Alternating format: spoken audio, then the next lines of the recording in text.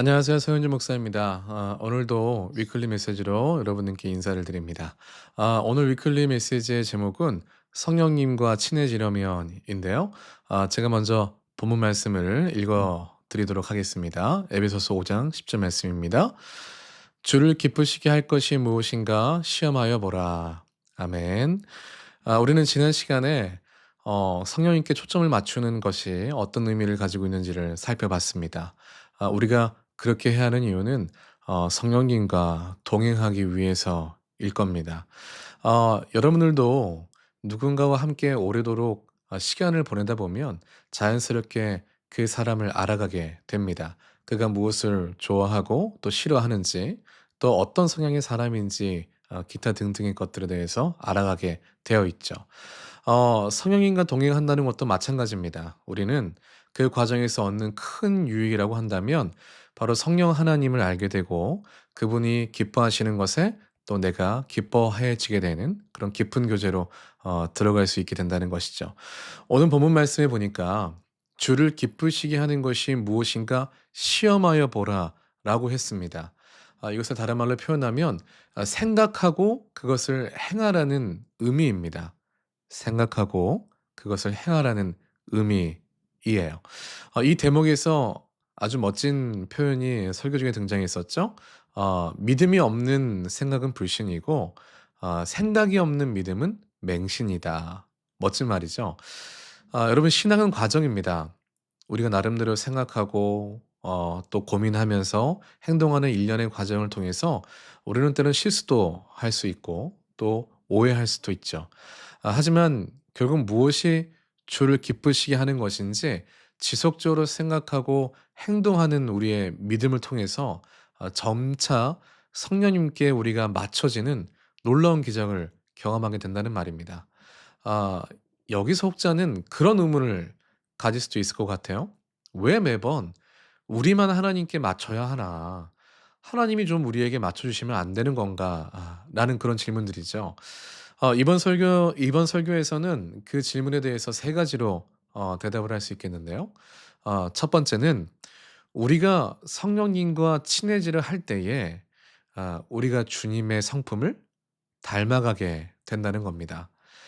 먼저 성령님은 누구보다 하나님의 뜻을 잘 아시고 함께 일하시는 분이십니다.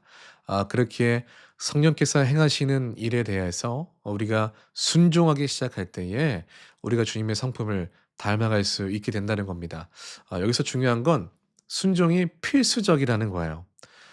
살다 보면 하나님의 뜻이 명확해서 굳이 순종이라는 표현까지 쓰지 않아도 될 만큼 쉬운 일들도 있습니다.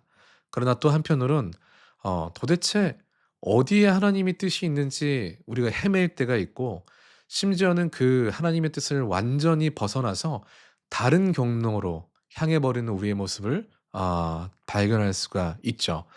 그럴 때 다시 제대로 된 길에 돌아서기 위해선 말씀 앞에 서야 합니다.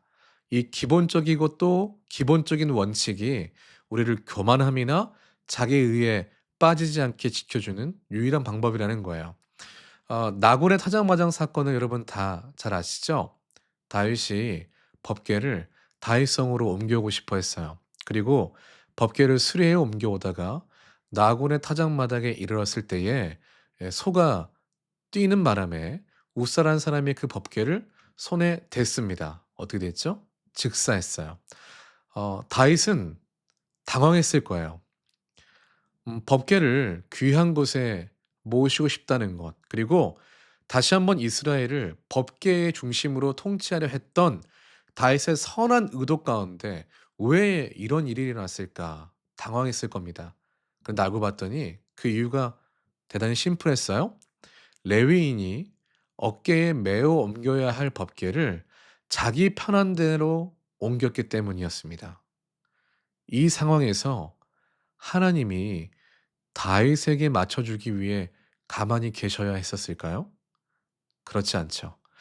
우리가 여기서 분명히 알 수 있는 건 하나님의 일을 하는데 풀리지 않는 일이 있다면 그만한 이유가 있고, 그 이유를 찾아서 다시 한번 순종하게 된다면 놀랍도록 일이 풀어지는 역사가 일어날 수 있다는 사실입니다. 둘째로 우리가 성령님과 친해지려 할 때에 죄에 대한 인식이 분명해진다는 거예요. 베드로가 처음 예수님을 만났을 때를 기억하십니까? 그의 첫 마디가 뭐였죠? "주여 나는 죄인이로소이다. 나를 떠나소서."였습니다. 베드로뿐만 아니라 많은 믿음의 선조들이 하나님을 배웠을 때 행동했던 첫 번째 반응이 대다수가 이랬어요. 빛이 어두움을 드러내기 때문에 그렇습니다. 광원에 더 가까이 다가가면 그림자가 짙어지잖아요. 그런 것처럼 우리가 하나님께 더 가까이 가고 성령님과 더 깊은 교제로 들어가면 들어갈수록 어 어떻게 되냐면 죄에 대한 인식이 더 강해진다는 것이죠. 어두움이 더 드러나게 될 테니까 말이죠. 이것은 우리가 하나님을 멀리 해야 한다거나 성령님을 떠나야 하는 어떤 수치스러움을 제공하는 일이 결코 아닙니다. 이것은 오히려 우리에게 은혜의 통로가 되는 거예요. 왜냐하면 죄의 분명한 자각을 통해서 우리 자신을 점검함으로 성령님께서 근심하실 만한 일들로부터 우리를 멀어지게 해 주기 때문에 그렇습니다. 이 일의 열매가 결국에는 어떻게 되냐면 우리에게 평안을 선물로 줘요. 성령 안에 내가 머물고 있다는 거, 성령 하나님께서 내 안에 계시다는 아주 강력한 증거가 바로 평안입니다. 마지막 세 번째로 우리가 성령님과 친해지고자 할 때에 우리 마음속에 더 큰 기름 부음에 대한 갈망이 일어나게 된다는 거예요. 음 우리가 어떤 누구와 친해지면서 그와 함께 있는 시간이 즐겁고 행복할수록 더욱더 그와 함께 있는 시간과 그 교제를 갈망하게 될 겁니다. 그렇죠? 자연스러운 거예요. 마찬가지로 성령님과 함께 할수록 우리가 그분으로부터 더 큰 기름 부음을 갈망하게 된다는 얘기입니다. 여기서 오해하지 말게 기름 부음이라고 하는 게 내가 무슨 대단해진다거나 내가 어떤 영광을 취하게 된다는 그런 의미가 아니고요. 이것은 성령님과 이렇게 행복한 교제를 지속적으로 하고 싶다는 그런 교제를 원하는 거예요. 탕자 이야기 속에서 집으로 돌아왔던 아들을 다들 기억하시죠? 그 아들이 어떤 마음을 품고 돌아왔죠? 어떤 수행이나 또 아버지에 대한 보상적인 행동으로서 자신의 실수를 갚으려고 그랬어요. 이렇게 하는 행동이 아버지와 다시 한번 동행할 수 있겠다는 어떤 의무감을 가지고 그 아들은 돌아왔던 거죠. 하지만 아버지는 어떻게 했습니까?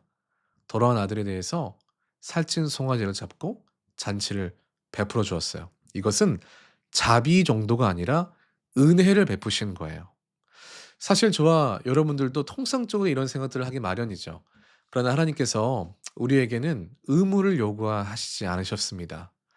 저와 여러분의 존재 그 자체를 요구하셨습니다. 진짜 은혜란 그런 거죠. 이 은혜를 진정으로 경험한 사람이라면 의무가 더 이상 의무가 아니게 됩니다. 왜냐하면 하나님을 기쁘시게 하는 것이 곧 누구의 기쁨이 돼요? 나의 기쁨이 될 테니까요. 자기 자신을 기쁘게 하는 일에 어느 누가 힘이 들겠습니까? 중요한 것은요, 우리의 마음입니다. 저와 여러분의 마음이 성령님과 친해지려고 하고 또 성령님을 따르려고 한다면 성령님은 우리를 기다려 주시고 또 가르쳐 주실 그런 넉넉한 사랑의 되시기 때문에 그렇습니다.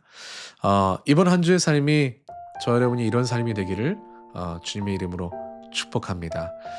제가 이번 한 주를 위해서 기도하도록 하겠습니다. 사랑의 하나님 감사합니다. 이번 한 주도 주님께서 우리에게 선물과 같은 한 주를 주셨습니다. 하나님 이번 한 주간 성령 하나님과 친해지고 싶습니다. 더 깊은 교제로 더 깊은 사귐으로 우리를 초청하여 주시고 그 사귐을 통하여 우리에게 진정한 행복과 평안과 만족을 주실 하나님을 기대합니다. 하나님 이번 한 주간 우리 모든 성도님들의 삶 가운데 성령 하나님의 친밀한 개입하심과 함께하심이 역사하는 그런 한 주가 되게 인도하여 주시옵소서. 이 동행으로 하여금 우리의 삶을 더욱더 거룩하게 하시고 죄에 대한 인식이 분명하게 하여 주셔서 하나님을 기쁘시게 하는 일에, 또 하나님께서 원하시는 길에 서기에 하나님, 우리가 기쁨으로 결단할 수 있는 우리 모두가 될 수 있도록 역사하여 주시옵소서. 이 모든 기도를 살아계신 우리 구주 예수 그리스도 이름 받들어 기도드리옵나이다. 아멘. 여러분, 이번 한 주간 잘 보내시고요. 다음 주도 위클리 메시지로 함께 하도록 하겠습니다. 수고하셨습니다.